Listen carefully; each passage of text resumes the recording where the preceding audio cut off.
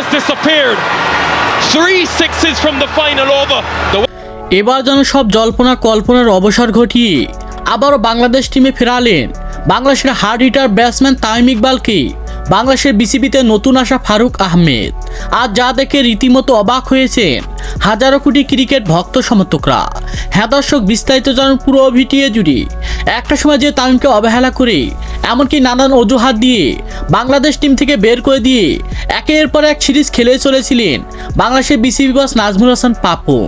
আর তারপর থেকে যেন দেখা যায়নি বাংলাদেশ টিমের হয়ে এই তামিম ইকবালের মতো হার্ড হিটার ব্যাটসম্যান কি।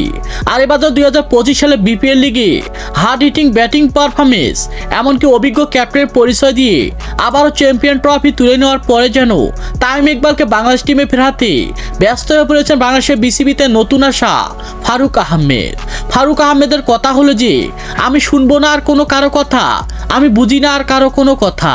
আমার কাছে একটা কথাই হলো যে কোনোভাবে হোক বাংলাদেশের ওপেনিং পজিশনে তামিম ইকবালের মতো হার্ড হিটার ব্যাটসম্যান এমনকি অভিজ্ঞ ক্যাপ্টেনকে আবারও আমাদের বাংলাদেশ টিমে চাই। আর এমন কথা শোনার পরে যেন রীতিমতো অবাক হয়েছেন হাজারো কোটি ক্রিকেট ভক্ত সমর্থকরা।